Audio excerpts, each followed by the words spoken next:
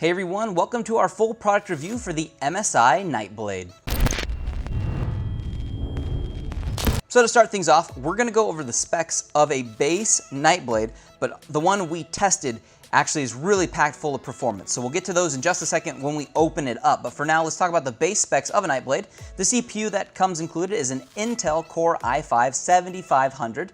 The GPU inside would be a GTX 1060 with 3 GB of DDR5 RAM.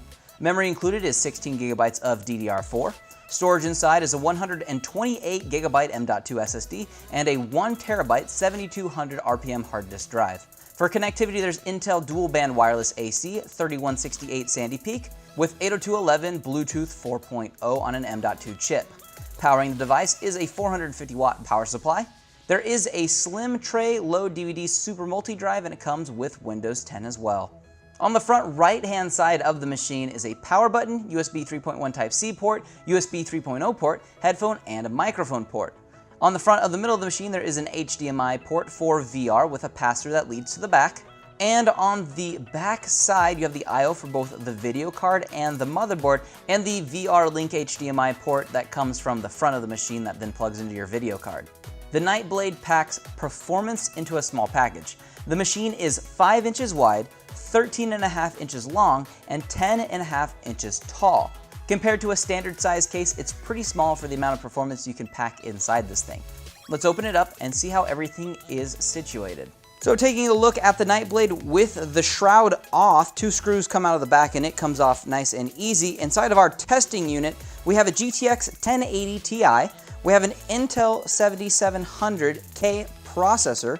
We also have 512 gigabytes of storage, which is on a Samsung 960 Pro NVMe M.2, and then we also have 32 gigs of RAM in our machine. So the way all of that fits inside of here is, well, first off, you have the card in here like so, reference card, so all of the hot air is dissipated out of the back.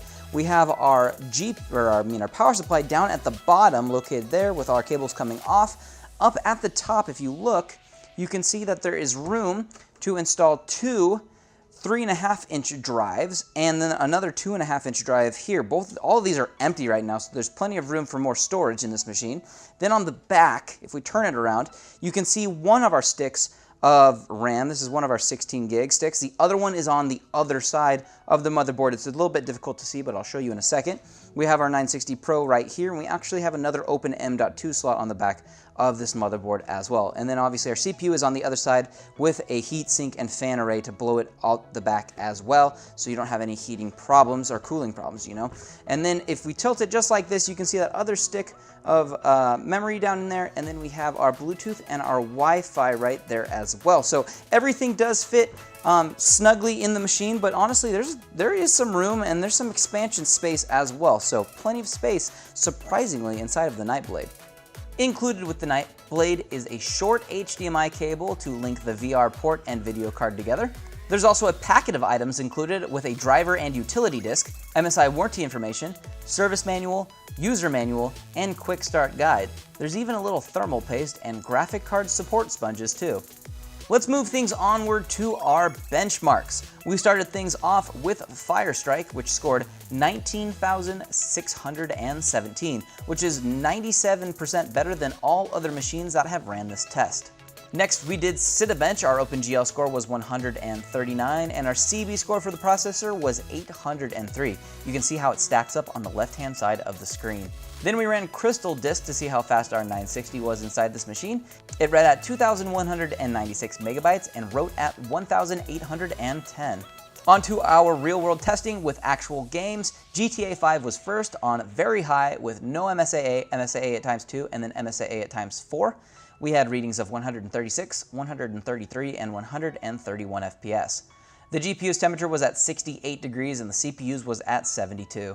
Our second title that we tested was Rise of the Tomb Raider on medium, high, and on very high with FPS readings of 179, 172, and 151. Our GPU's temperature was at 82 and our CPU's was at 77. Our third game that we tested was Dirt Rally on medium, high, and ultra. We had readings of 185, 135 on high, and 173 on ultra. High notoriously sometimes acts up weird on machines, but whatever, just play it on ultra, it looks better and runs great. Our GPU's temperature was at 72, and our CPU's temperature was also at 72. And our final game we tested was Hitman on medium, high, and ultra. We had FPS averages of 110, 104, and 101. Our GPU's temperature was at 71, and our CPU's was at 75. Now all of those tests were at 1080p, but we did run another test for all of the games once on their highest settings at 4K resolution, and we had averages of 72 FPS for Grand Theft Auto 5, 65 FPS on Rise of the Tomb Raider, 90 FPS on Dirt Rally, and 79 FPS for Hitman. If you're looking to put a personal touch on your computer, we have loads of options available to you, including upgrades available to the CPU, GPU, RAM, storage, overclocking, custom paint, hydro and graphic wraps, laser etching, and much, much more. If you have any questions about the Nightblade or any other products here at Exotic PC, leave me a comment down below. I've been Andrew saying thanks for watching, and be sure to subscribe for future product overviews and reviews.